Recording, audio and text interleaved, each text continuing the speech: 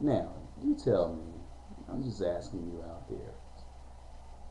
One of the things I'm going to deal with the truth on right now is Michael Jordan's induction into the Basketball Hall of Fame, which was a wonderful, wonderful thing. You have the greatest player that's ever played the game getting the highest honor that you can get in his sport, in his profession.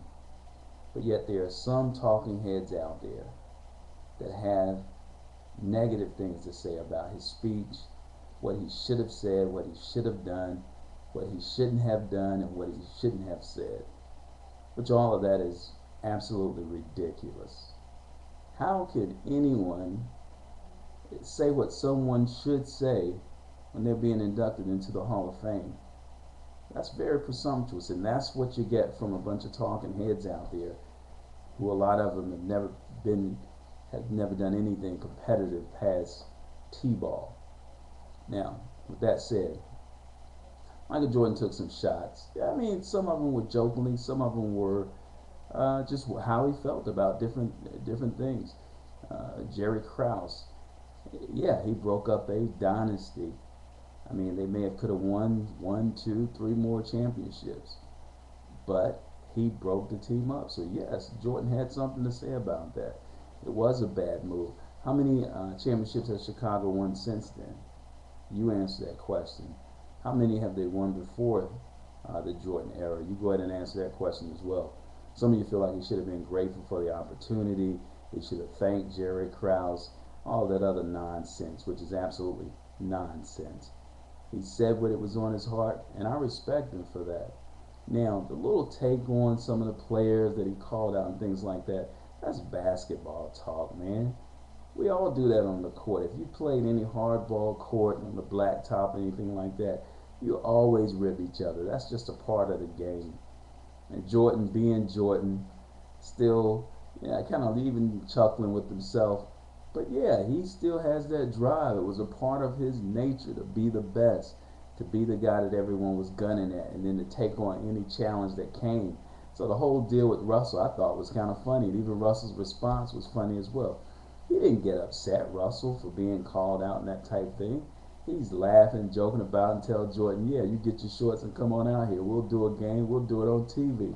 I mean, that's what it's about, man. Not these clowns out there that don't understand. Really, some of it comes down to cultural issues. I mean, in the black community, sometimes we just do things a little different. And nobody takes offense, but you hear these talking heads, the Yahoo Sports guy, some of the other writers I've seen on ESPN and some other the nuts out there, criticizing what Jordan has said.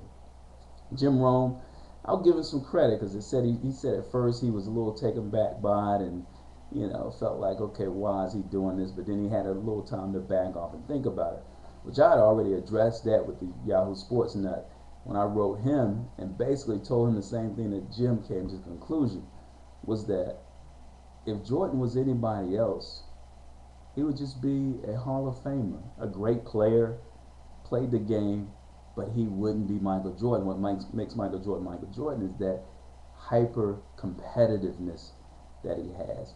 No one I haven't seen in sports that has that drive to win every time he steps out on the court. And so that's a part of his nature. That's a part of his personality. If you want to take that away and you want him to come up to the podium and say, hey, I really thank everybody. I thank the water boy. I thank the guy that got me a towel. I thank the guy that, washed my car the other day. I thank the guy when I was in Chicago. Man, nobody want to hear that nonsense. Jordan came from the heart and talked about his experience in basketball. And that's what I wanted to hear. All the rest of you nuts that want him to, bow down and play like he was, oh, I'm just so grateful. I don't know what's up with that. The same thing in a whole different subject, whole different topic, but the same nuts want Barry Bonds to be something different when he was going through his thing and when he was on top of the world. They wanted him to, play to the media and be grateful that they were out there covering the. You know what? These athletes that's performing at the top of their game, they're the reason you sports writers have jobs. Because if it weren't for them, you wouldn't be writing about anything. And don't even get it twisted. to think that you writing about them helps make them, because no, it doesn't. They make you. Remember that. Muhammad Ali still would have been Muhammad Ali without Howard Cosell. But Howard Cosell was Howard Cosell because of Muhammad Ali. Now, you write that down. Now, that's, pretty much my take on the whole Jordan thing. Just to clear the air, hey, Jordan, man, you showed us how it's done. You inspired a whole generation. I grew up in Jacksonville, North Carolina. We were in the same conference as Laney High. Jordan was about 2 years younger than me, but hey, you know what?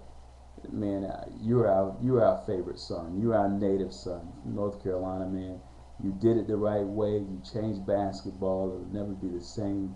And the game is going to miss you. You've been gone 5 years. But still, you're out there. That jump man is going off the shelf. So you're still out there.